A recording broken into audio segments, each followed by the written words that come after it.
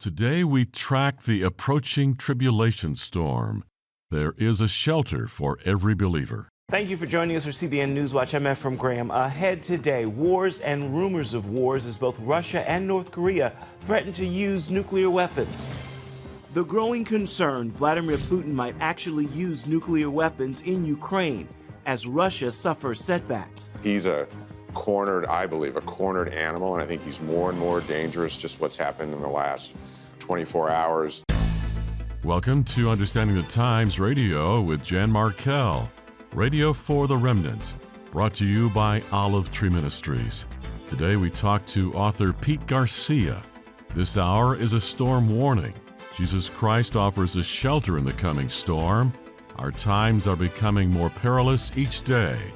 But if you have a biblical perspective, you know God has everything under control. Here is today's programming. I'm so glad you can join me for Understanding the Times Radio today. I'm so pleased to be introducing the newest book from Terry James, Trajectory, Tracking the Approaching Tribulation Storm. Terry is general editor, but there are 17 contributors, including my guest this hour, Pete Garcia. And I'll name other contributors later, but I want to set the stage for today's program first. I'm going to expand our conversation a bit this hour, so I'm going to be opening with some current events. Now, Pete's chapter is in part going to make you further aware of something we talk about on this radio program frequently, and that's the agenda of the globalists making us one world, which of course comes right out of the Bible. Revelation 13, other places refer to it as well, other chapters in Revelation for sure. And for them to assemble this globalist world, a crisis is needed. We have a few going on as I speak. And as I speak, Russia is threatening nuclear war. The U.S. government is talking about anti-radiation medication. Are these threats just that of a crazy global elite again, pushing an agenda that specializes in sensationalism, threats, and worst-case scenarios, so we will cave to them? Well, we'll talk about that. And then I want to remind you, because we're going to play some clips. 2 weeks ago, we had our bi-monthly Understanding the Times conference in Minneapolis with Pastor Billy Crone. Again, I want to play 2, if not 3, sound bites because they play into the discussion that I hope to have this hour. My guest, Pete Garcia, has been a career military man, so I feel he can intelligently offer some comments on the state of U.S. and global affairs today, as we certainly could have, if not World War III on the horizon, just some major war conflicts on the horizon, and that is an understatement. So, Pete Garcia, welcome back to Understanding the Times Radio. Thanks for having me, Jan. Some bullet point questions here. And as I said to my audience, I want to open with some current events, and I want your perspective on them. Again, you have been a career military man, Army fellow, you're now retired. Many say the current tension as it concerns Vladimir Putin and his potential use of nukes is taking us back to 1962, Cuba Missile Crisis. And I always say, Pete, that when a tyrant or a dictator speaks and threatens, believe him. They are mentally unstable. They are ruthless. They do not care who they hurt. So what do you think are the chances of a nuclear exchange or a nuclear detonation in Ukraine or beyond Ukraine? I think that the comparison to the Cuban Missile Crisis is apropos, but what I would say is that we are in a far weaker state of national readiness than we were even in 1962. So I think that the threat is greater now than it was then. Putin has been an advocate of this Eurasian empire that he'd like to see expand, courtesy of his ideologue mentor, if you will, Alexander Dugin, and his philosophy on how greatness should expand and emanate from Russia. And I think that for all the detractors for Putin, the one thing that you can at least give him credit for is to say that when he says something, he generally means it. So when he is making these threats, I think we need to take them seriously and not poke the bear and not provoke actions that are going to further escalate the situation that we have going on. Well, I think Zelensky is poking the bear. You said to me off air, Putin will make Ukraine an example. Tell me what you mean by that. Early on, we've seen a lot of restraint from Russia in terms of military actions, what they were willing to do. And generally, they were not targeting a lot of civilian infrastructure. They were not targeting the energy sectors and the water sectors. And then they've largely avoided hitting Kyiv for all intents and purposes. They've hit all around it up until just recently. But here with this latest provocation with the Kerch Strait Bridge, with that being blown up by Ukrainian special forces and presumably some British intelligence there, I think that was kind of the straw that broke the camel's back, if you will. So now Kyiv is off the table in terms of attacks. They've had 18 different strikes all over Ukraine. They've been very strategic in what they've been aiming at. They've been going after their ability to produce energy. They've been going after their water. They've been going after strategic locations that NATO had been intending to use or were using for staging areas. So I think they've been very specific in what they're trying to hit. And these are significant and catastrophic damages to Ukraine in terms of their ability to even weather this coming winter.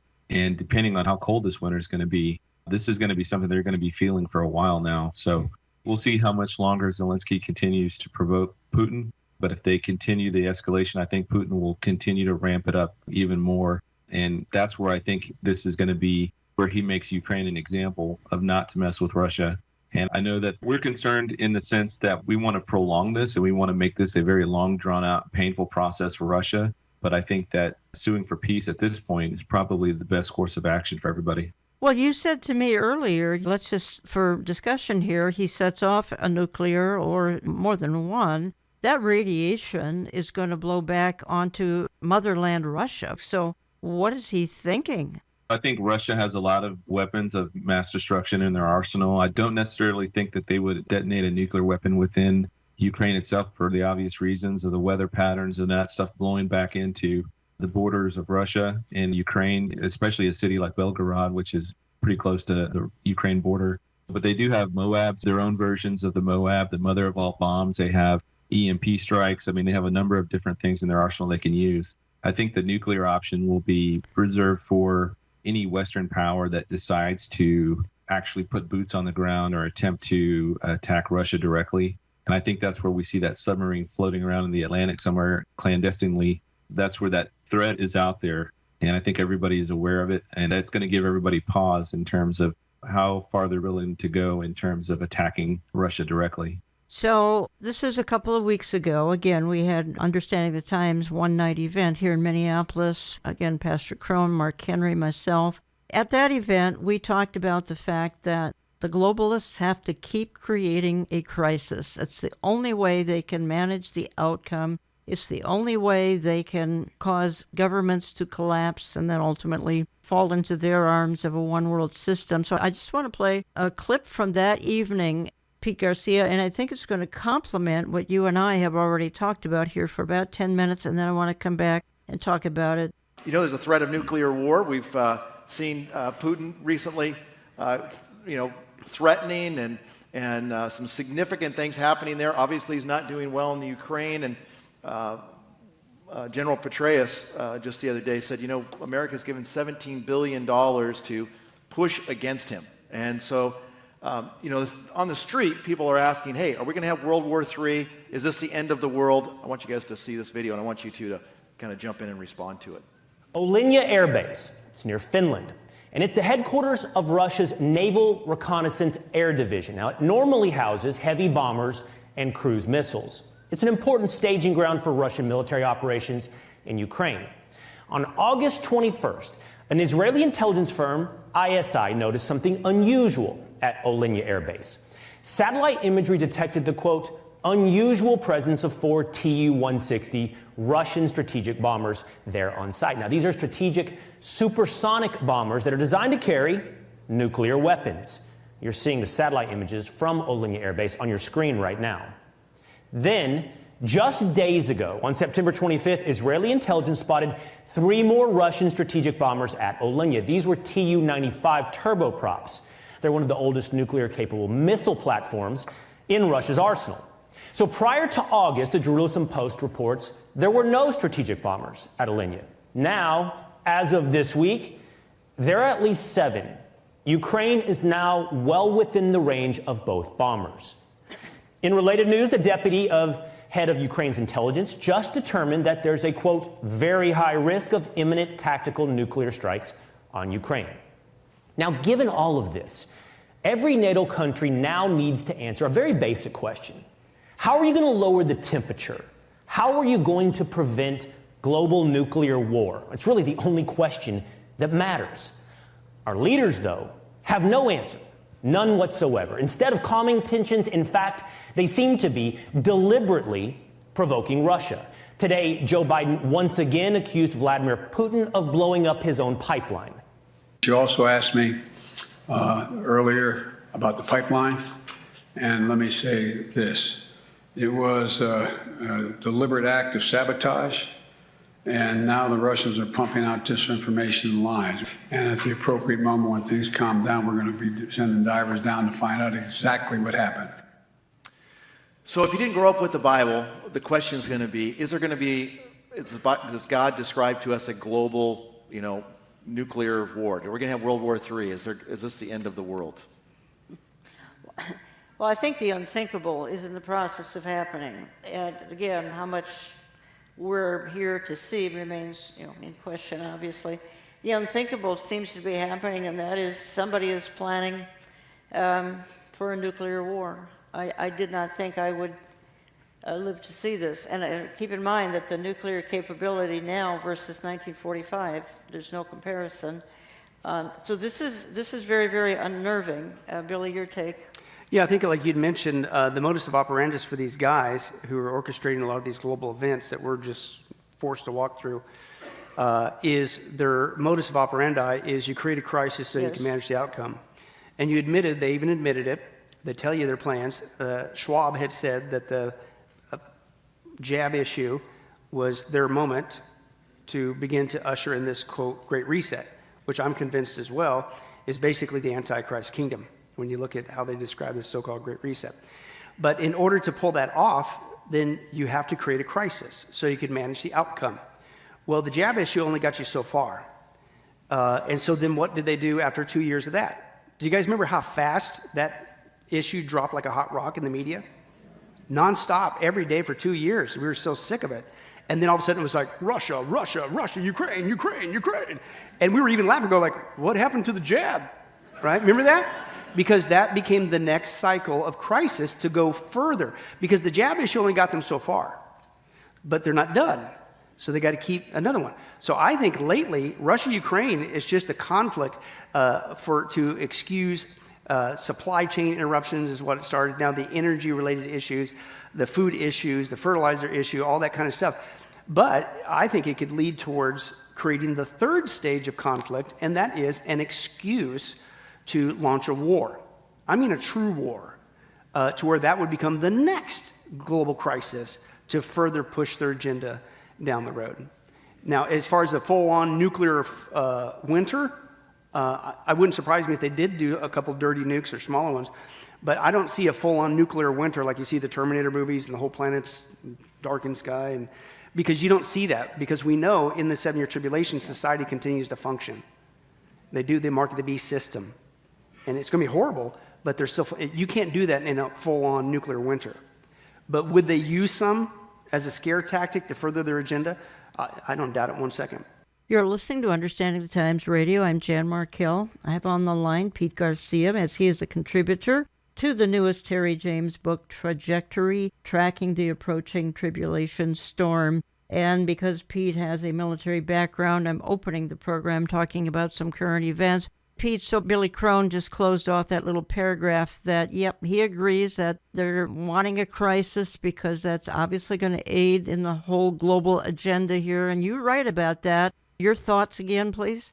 I think Billy Crone's right with regards, this is like the Hegelian dialectic on a global scale. So the Hegelian dialectic is simply the thesis, the antithesis, and then the synthesis. So the synthesis is the solution that's already been created prior to the whole thing. This is where they want to take everybody. So we talked about off air that I think that the craziness we're seeing in the world today regarding all of the military conflicts, the economic conflicts, the fertilizer issues, the logistics, all of that is being artificially driven to create such a state of panic in the world that people are going to be clamoring for somebody to come and fix this. And this is exactly what Satan is doing.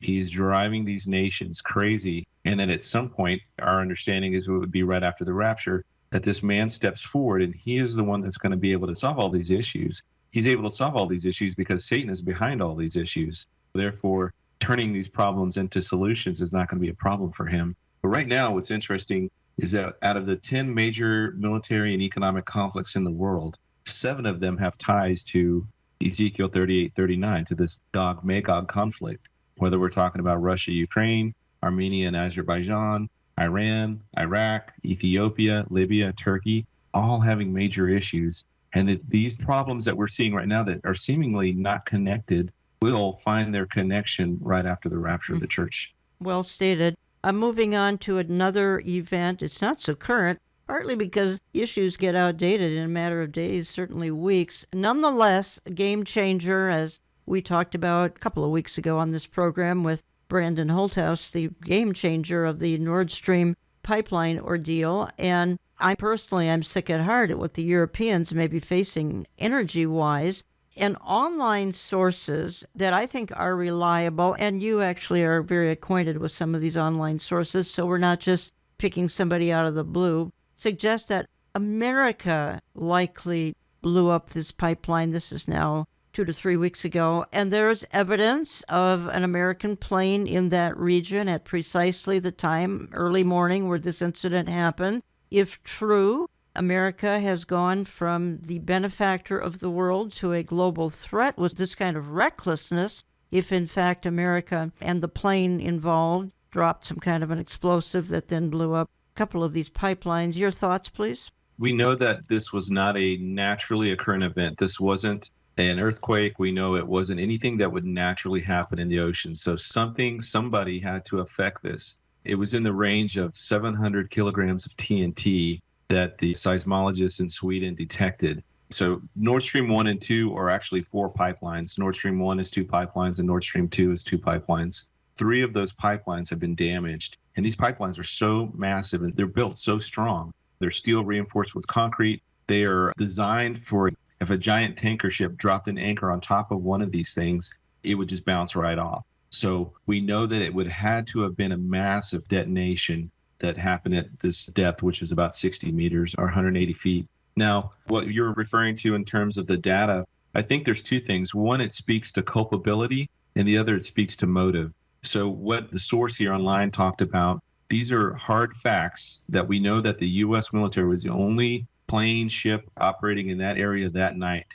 I think it was the 26th of September. That was the only aircraft in that area, the only boats in that area. We know that that particular plane had the capability to drop that kind of payload. And they seemingly departed that area and they tried to scrub the whole flight as if it never happened. So that speaks to culpability. The other one is motive. Why would the U.S. do it? And it goes back to a leaked RAND report that was made available in January of 2022. And basically, the summary of that is that the U.S. is trying to keep the status quo, the post-World War II status quo. So what that means is we had the Marshall Plan in effect. We have the Bretton Woods Agreement in effect. And basically, we needed Europe to remain dependent upon the United States. Just like a drug dealer keeps his customers hooked on whatever he's selling, we are trying to keep Europe hooked on what we're selling. And that is our energy, our products, our dollars. And we're trying to keep that status quo in place. What we did not want was a strong, independent EU with its own military. We don't want them to become rivals, essentially, right?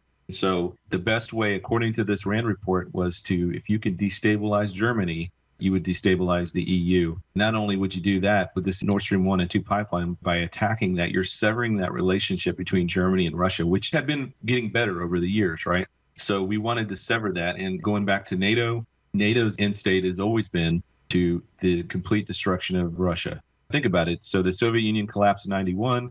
How come NATO didn't collapse? I mean, the whole purpose of NATO was to confront and to limit Soviet expansion. So the Soviet Union collapses. NATO should have been disbanded and become something else, like a European defense force, but it didn't. They kept NATO there and it even increased it. And that's been the big source of tension over these last 20, 30 years between the United States and Russia, is that NATO keeps getting closer and closer to the borders there. I'm going to play another clip. This goes back to our October 6th event where we talked about this, because what's happening, folks, is right now Europe is getting so nervous and destabilized that they're going to cry out for a Mr. Fix-It here eventually. And we talked about that.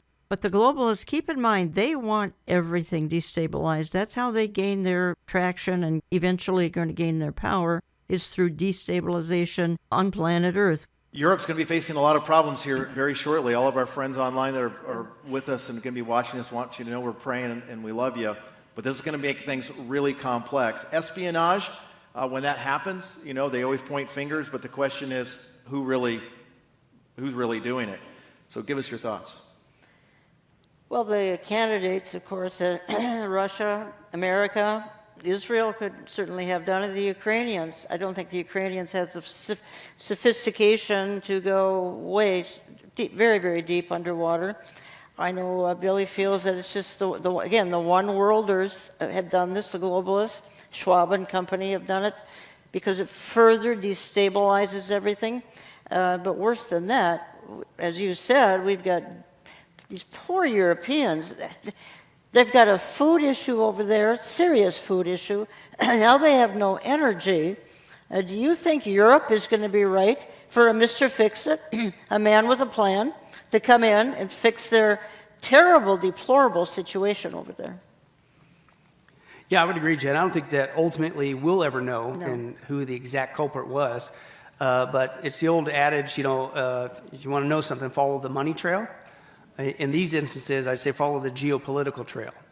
Who is it that's going to gain from this, right? And then I would go back again to the globalists, the World Economic Forum. Again, what's their modus operandi? We need constant crises in order to further advance our agenda to get people to surrender their livelihoods, their national sovereignty, to go along with basically what they want. A one world government, a one world religion, a one world economy, cashless society. And what does that sound like? And that's why I agree with you, Jen, wholeheartedly. They call it the Fourth Industrial Revolution all they want, the Great Reset all you want. It's just we're seeing the underpinnings, the foundation being laid for the Antichrist kingdom. And so these guys have a lot to gain from that because, again, in the short term, it's going to further disrupt the problems that are already happening in Europe. It's going to exacerbate them tremendously with the energy. And it's not just heating your homes. Energy is needed. Fuel is needed for crops, for transportation, for goods. It's going to disrupt everything. But see, that's what these guys want. So that people will say, like Jan said, oh, we're here to fix your problem, right? You just need to surrender over to us. Pete Garcia, your thoughts on some of the comments you just heard? I think he's right. There is a grand scheme afoot right now. As of the last couple of years, it seems to be led by the World Economic Forum. What a lot of people don't understand about this, they think it's a European thing, but it's really not. It was created in the United States. A lot of people consider Klaus Schwab to be one of the most dangerous men in the world, but we need to simply look at who influenced him to think the way that he does. When we do that, we find really three Americans at the center of that: John Galbraith, Herman Kahn, and Henry Kissinger. And Henry Kissinger has been a lifelong mentor to Klaus Schwab.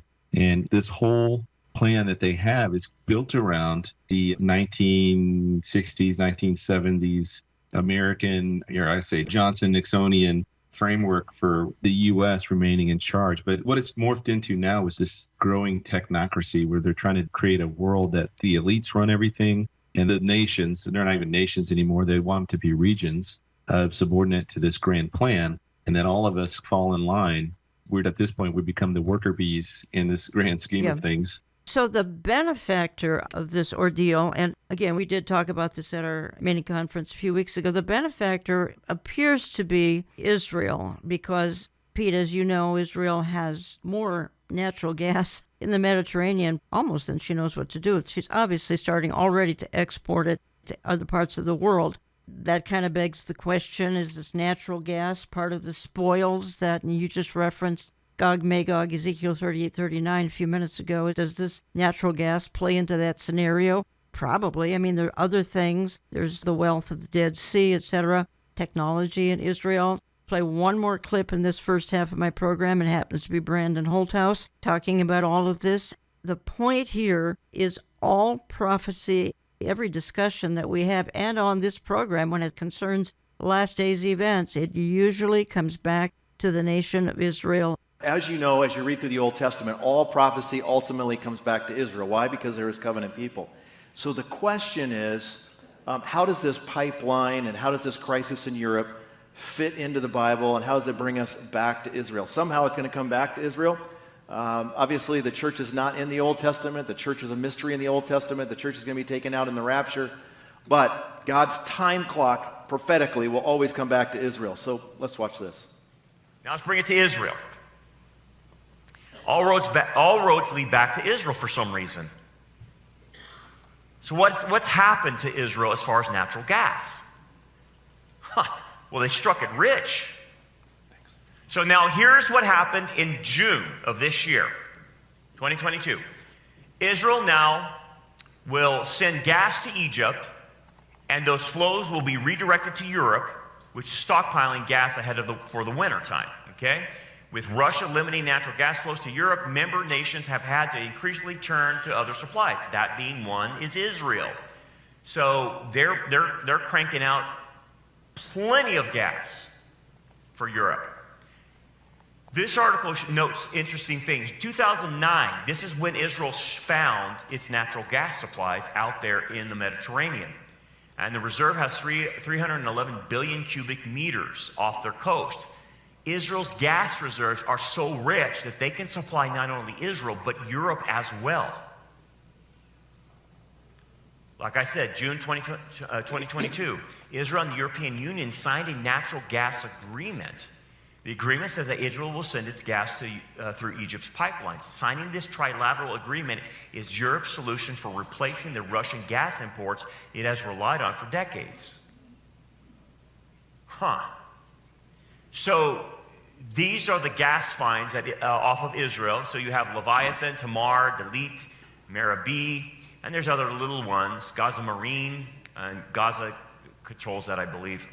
Anyway, this is major. This is unlimited gas, not only for Israel, but for all of Europe. That's how much gas they have found. It's crazy. Here are the pipelines that are being ran right now to Egypt. You can see them in red. One of them is going straight up, and the other one's obviously the pipeline's going to Israel, and then the pipeline's going to Egypt. Those Egyptian pipelines are giving gas to Europe right now.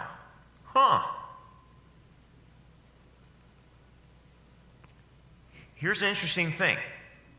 There is a proposed East Mediterranean pipeline that was proposed, and America shot it down. And this, as you can see, which goes straight up to Greece, into Italy, and then into Europe, coming from Israel's gas reserves. And for some reason, we stopped it. We didn't want it happening. If America had said, we're going to go through with this, it would have been ready by 2025. But now, it is not in production at all. But this is what they were planning. But someone said, this is not a good idea. I wonder who and why. Why would America tell them this is not a good idea when we've been telling Europe to get off of Russia's gas? But we didn't want them to use Israel's gas. Folks, you wonder why America has a lot of problems right now? You can't go against God's covenant land, Israel, like you just heard. That was Brandon Holhouse. Back again, this was at a previous conference we had in the Twin Cities here in the last few weeks. When we played these clips, you can't go against God's covenant land and expect to have a very blessed country. We've spent the first half of my programming discussing some of these current events, but in part two of my programming, we need to talk about Pete's chapter in Terry James' newest book, Trajectory, Tracking the Approaching Tribulation Storm. Everything we've talked about the first half hour, it's setting the stage again for the coming 7-year tribulation from which the church is absent. We are enjoying heaven because we believe in a pre-tribulation rapture of the church. And Pete writes about the rapture of the church in his chapter in this book. The chapter is titled Report on the Roaring Seas. We've just talked about the roaring seas. That's describing the world right now. I'm back in just a couple of minutes. Don't go away. Although life will continue after the rapture, believers will leave a great vacuum that will negatively affect the world at large.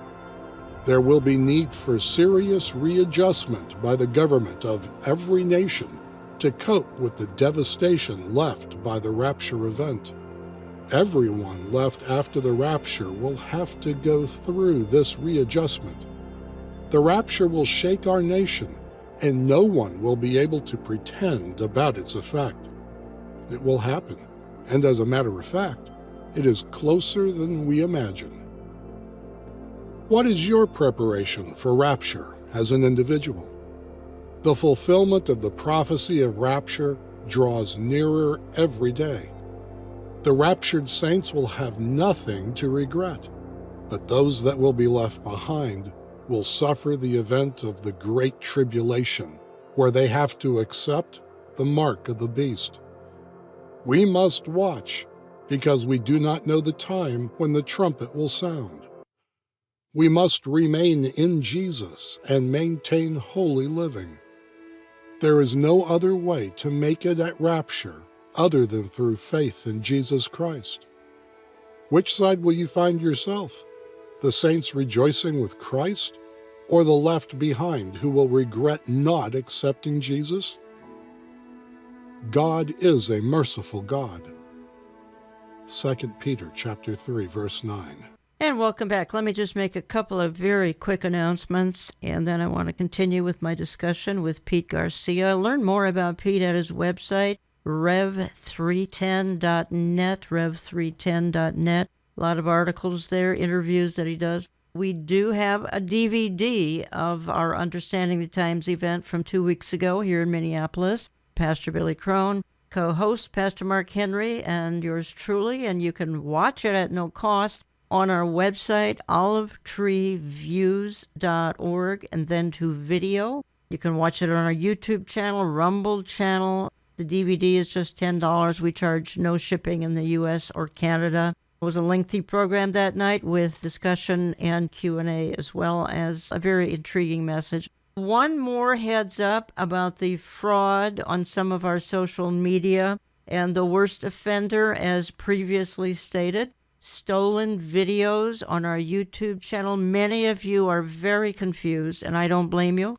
Old programs are presented as new. They are altered. They're retitled. Advertising of old events as upcoming are given. Here's how to avoid these videos. The Olive Tree Jan Markell channel has about 175,000 subscribers. Avoid all others, please, or you're going to get really confused. And we have appealed to YouTube over a year to correct this. They have no interest in fixing it. We love to have you watch the video version of the program, as you will retain so much more. And you can watch the video version on our website, under radio, on our Rumble channel, on our Facebook page, Telegram page, his channel, Christian TV, Light Source. And again, you can stick with YouTube, but look for 175,000 subscribers and avoid these others. Pete Garcia, who is my guest for the hour, you wanted to comment on Brandon Holthouse's comment there about how all of this affects Israel. So please go ahead.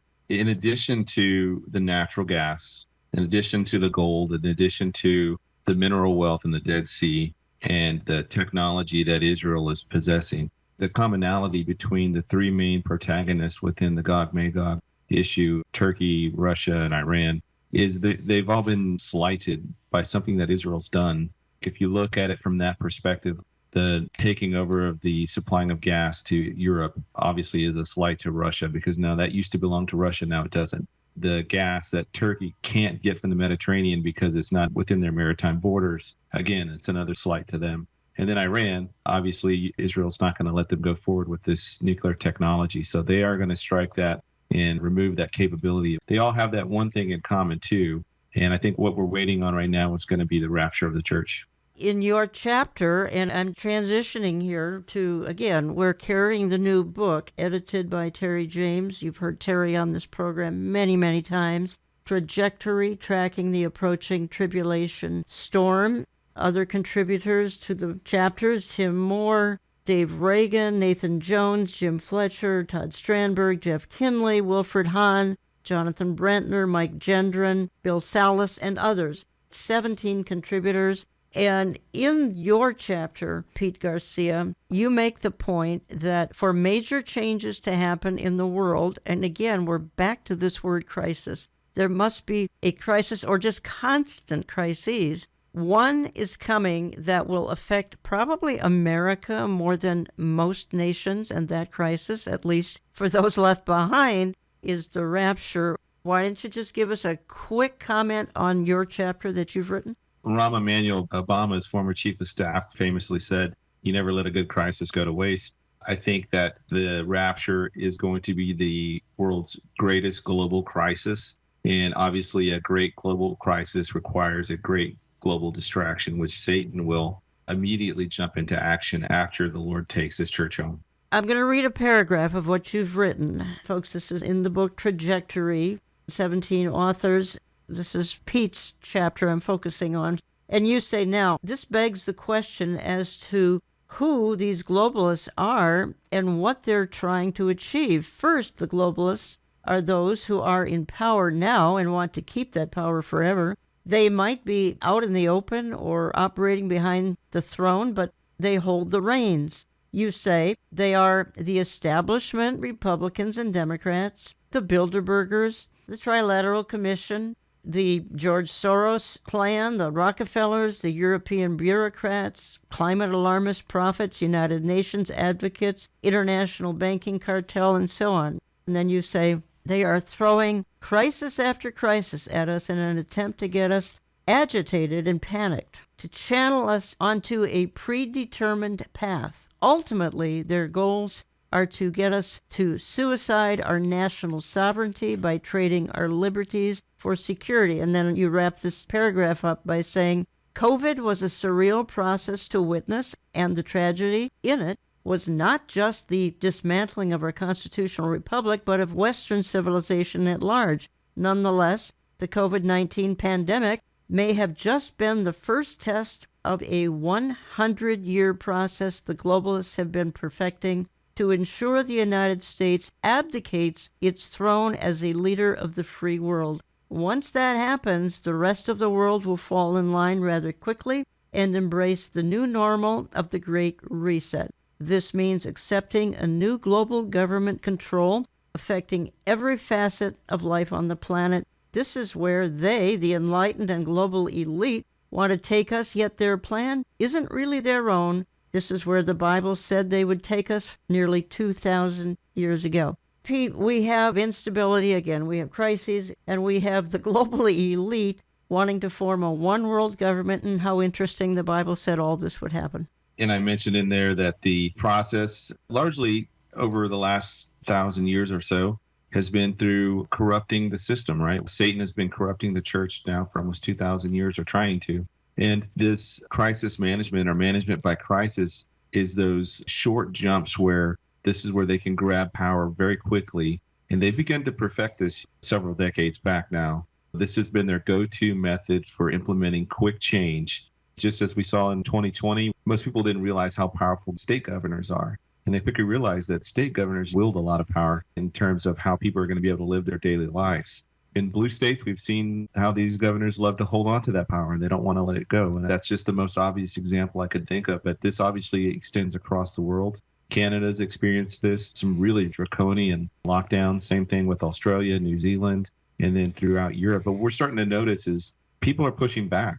And there's a lot of freedom movements breaking out across Europe. It kind of ties back to my original idea that the World Economic Forum and the United Nations, their Agenda 2030, they know these things don't work. They're designed to fail, but they're designed to fail in order to break these nations down so that they can be quickly taken over and then subsumed into some new global regional entity underneath this global government. The point you're making, and I'm making as well, but your chapter makes it very clearly that the rapture is particularly going to devastate America because we have a substantial amount of evangelical born-again Christians in America. Parts of the world may not be all that affected. There are parts of the world that are extremely godless, though even in China, there's a huge segment of true Bible-believing Christians. Talking to Pete Garcia for this hour, talking about the chapter in the new Terry James book, Trajectory, tracking the approaching tribulation storm. And you write this, you say, we know, according to Revelation 13, that the world will eventually end up under a single global system run by a man identified as the Little Horn, also known as the rider on the white horse, the man of sin, the man of lawlessness, the son of perdition, and the beast. You say this man will control the entire earth and will use religion, politics, and economics to do so. And then you say, I estimate he will be able to recover or assume control over America's vast wealth and military arsenals, and then force the 3 other regions or areas to concede. He will have access to or control over powerful 5G, 6G, quantum-based, artificially intelligent information networks. And lastly, he will have the entirety of the fallen angelic hosts, including Satan, aiding him in his rise to power. Then, Pete, you morph into a discussion, which I'm intrigued by. I did programming on it a few months ago, on the Georgia Guidestones. Why don't you describe them and tell me why you included this in your chapter? Well, obviously, this was written before they were destroyed. And they were destroyed. So the Georgia Guidestones appeared mysteriously in 1980 in Elbert County, Georgia, by a man under some pseudonym titled R.C. Christian. And so he wanted this monument built. The languages are interesting. You have English, Spanish, Swahili, Arabic, traditional Chinese, Russian, and Hebrew. And there is 10 commandments on there. But the one that is most troubling for everybody, and the one that leads at the very start, is this first one that says, maintain humanity under 500 million in perpetual balance with nature. Well, if we're at 8 billion now, that means that 7.5 billion people would have to die in order to meet the intent of this commandment. I think the destruction of it here recently is still a mystery. I'm not entirely sure how it was destroyed or why. That is certainly the mindset for the Agenda 2030 and the World Economic Forum crowds. They are very much in favor of depopulation. Listen to guys like King Charles, back when he was Prince Charles, speaking at COP26. He had some very troubling comments as well. Al Gore, basically the entire Democratic left and then the progressive movements. This is interesting, too, though, is that the Green Movement in Germany, which is largely responsible for helping push this really strict environmental policies in shuttering one of their nuclear facilities. And it's really going to come back to bite them this winter, unfortunately. And I think that, again, all of these policies are designed to fail, and they're designed to create chaos. And ultimately, that chaos is going to lead to some man coming forward after the rapture of the church who will have the answers and have the ability to fix all these problems. Folks, I did programming on this back in early August. If you'd like to hear it, just go to olivetreeviews.org and go to radio, and you can see the previous programming. Did a half an hour on the Guidestones. It's a fascinating story. They were destroyed July 6th this past summer. I think it was pretty clearly explosives, and that was caught on a camera. Very mysterious circumstances. And now I'm told they want to rebuild the Georgia Guidestones. Again, on the Guidestones were the 10 Commandments, really, of the New World Order. That's why Pete's brought it up. That's why I'm bringing it up. And nefariously, I believe, taken down. Again, Pete, intriguing thought that there's a 10 Commandments, or there were a 10 Commandments of the New World Order, and probably nefariously taken out this summer. You can't make some of this stuff up. It's just getting stranger and stranger. I think one of the things, and a friend of mine, Britt Gillette, brought this up the other day, but he's been writing about it for several years now, is this long-held policy of the Cold War of mutually assured destruction. So everybody right now is thinking about nuclear war. They're thinking we've got the United States buying all this anti-radiation medicine and stockpiling it, and other nations are doing it as well. But I think that belies the reality of where we are today technology-wise. What Britt was mentioning was this idea of swarm technology, molecular manufacturing, and artificial intelligence. All of these things are going to render this idea of mutually assured destruction obsolete. So when this man comes to power after the rapture of the church, I think he's going to have these things in his pocket. He's going to be able to use these to great effect to gain leverage over 3 of these territories or regions or whatever they end up becoming. And then that's how he gains control over the whole system. And the system that he gains control of, we are seeing being built today with digital currencies, with the surveillance society, with the emerging of the cyber physical, putting technology into the human body so that they can track everything, and not just track your bodies or where you're going, but what you're thinking and how you're feeling. The technology here today is absolutely frightening. I think COVID-19 was one of those things that they used. They took advantage of a crisis, and they sped through a bunch of things that we're probably not even aware of today. Obviously, what the lockdowns did do that we know specifically is that it sped up our digitization of society by 6 years. So where we are in 2020 in terms of Zoom and being able to work from home and doing all that, that would have taken 6 years had the lockdowns not happened and all these businesses forced to go online. We're seeing it play out in real time. I want to discuss one more angle here with you. I'm not quite finished with your chapter in this book, but I think what I'm bringing up might tie to it a little bit. I think it might have been CNN came out with a story, this would have been maybe a month ago or so, about what they called, because we're talking here in particularly part 2 of my programming about this rapture, forthcoming, any day, imminent, the feature that was aired, Rapture Anxiety. Of course, the secular left likes to deny anything that's of biblical significance and particularly offers biblical hope.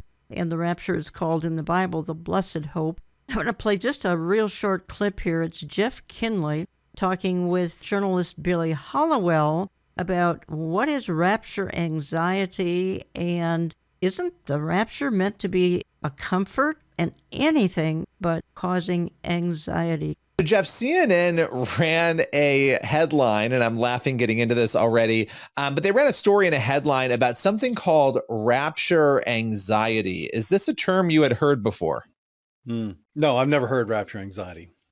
Okay, so what was your reaction to hearing this term rapture anxiety and then having a chance to sort of read through the rationale for this theory?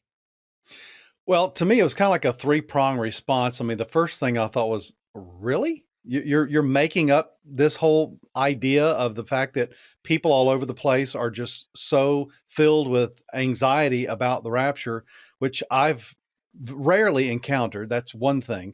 The kind of the flip side of it was the irony of it is that the rapture is really designed to bring comfort, not anxiety. It's a complete opposite, which made me think, okay, where's all this coming from?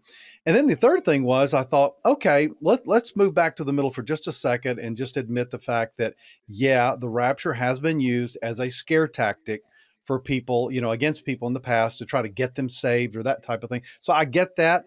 I also get the fact that, sometimes in portrayals of the rapture, it is very sensational, which it's a sensational event going to be.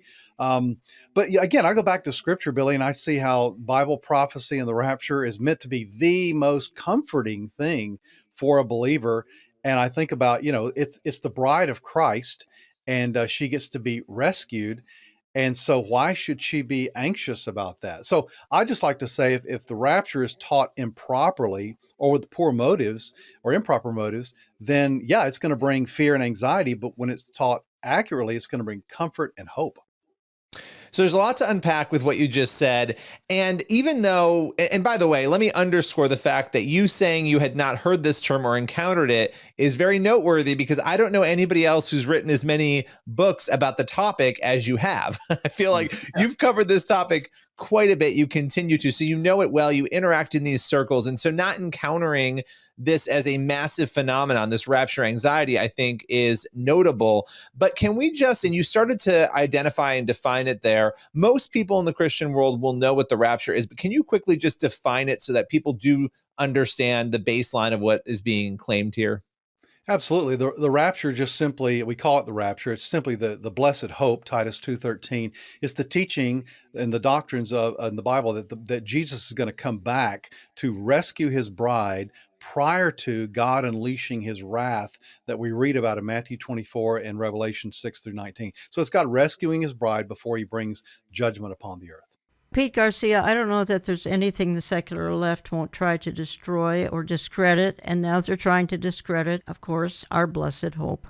If you were Satan, if you're the enemy, obviously one of the greatest hopes that we have as being Christians, aside from our eternal salvation, is the rapture of the church. But Jesus said in John 14:29, he says, "And now I've told you before it comes, that when it happens, you may believe." Prophecy exists in the Bible, not to scare us, but to prepare us. And that the rapture of the church was this promise that Christ there in John 14 to the disciples and us by extension, and that Paul later unpacks in 1 Thessalonians 4 and 1 Corinthians 15. This is the great promise that every generation has had to look forward to. And it's only been in our generation that we've had everything, that all the convergences of events that really makes the generation to be the one to see it. We don't know exactly when it's going to happen. The idea has been abused and sensationalized by others who foolishly try to put a date to it. But that doesn't deny the reality of it. It's still going to happen. And every doctrine out there has been abused or sensationalized to some degree or another. And we don't abandon all those things simply because some have gone out there and made some outlandish or sensational claims about, say, baptism or talking in tongues or eternal security or anything. Israel, the church, anything that you could find in the Bible has been sensationalized by somebody at some point. We don't throw those things out. The rapture is doctrinal. The pre-tribulation rapture, meaning that it's going to happen prior to the 70th week of Daniel, is absolutely scriptural, and it will happen exactly like that. I'm going back to the book Trajectory here and what you've written, and you say, we've seen how the global system has tried time and time again to present something, anything, as the crisis of record that can somehow use to their advantage war, global cooling, global warming, climate change, COVID-19 and other pandemic diseases, banks too big to fail, oil, water, food, immigration, Islamic terrorism. That's not to say that these aren't issues, but none of these were ever big enough for the Great Reset and the globalists and the UN that they had hoped for. They need a crisis of true global calamity. And then you say, yet one crisis is coming that I believe will be used as the crisis to force the nations to realign.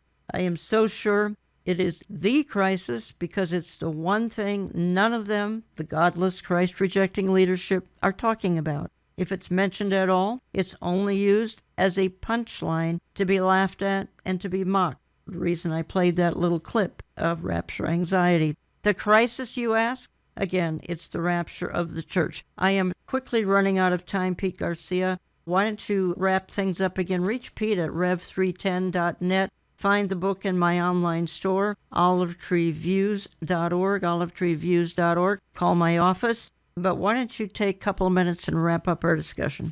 I based my website on the verse Rev 3:10 because I've always found great comfort in it when it says, because you've kept my command to persevere, I will also keep you from the hour of trial which shall come upon the whole world to test those who dwell on the earth. And I think as we draw nearer to that time, we are seeing it's harder to persevere. It's harder to persevere in a world that's being given over to the spirit of Antichrist. This is the great promise. The promise is that Christ is going to take us from this world before he issues his own judgment. And that judgment is going to be such a terrible time.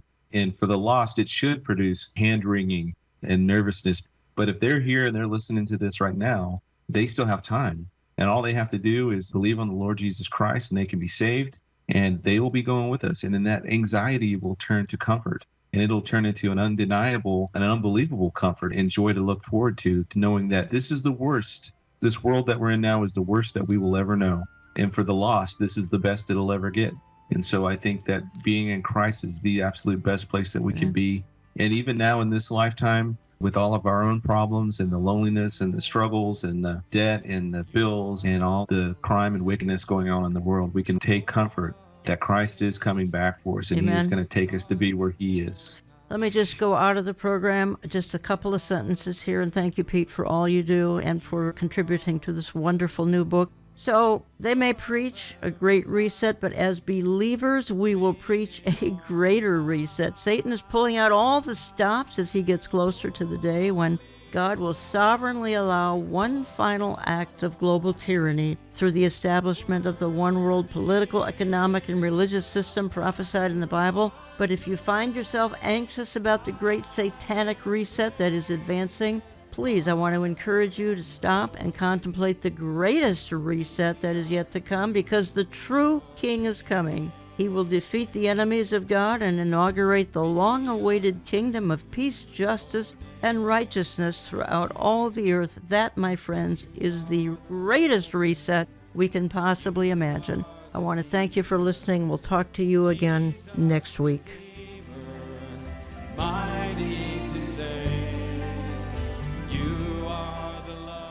Contact us through our website, olivetreeviews.org. That's olivetreeviews.org. Call us Central Time at 763-559-4444.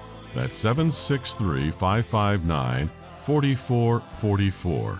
We get our mail when you write to Olive Tree Ministries and Jan Markell, Box 1452, Maple Grove, Minnesota, 55311.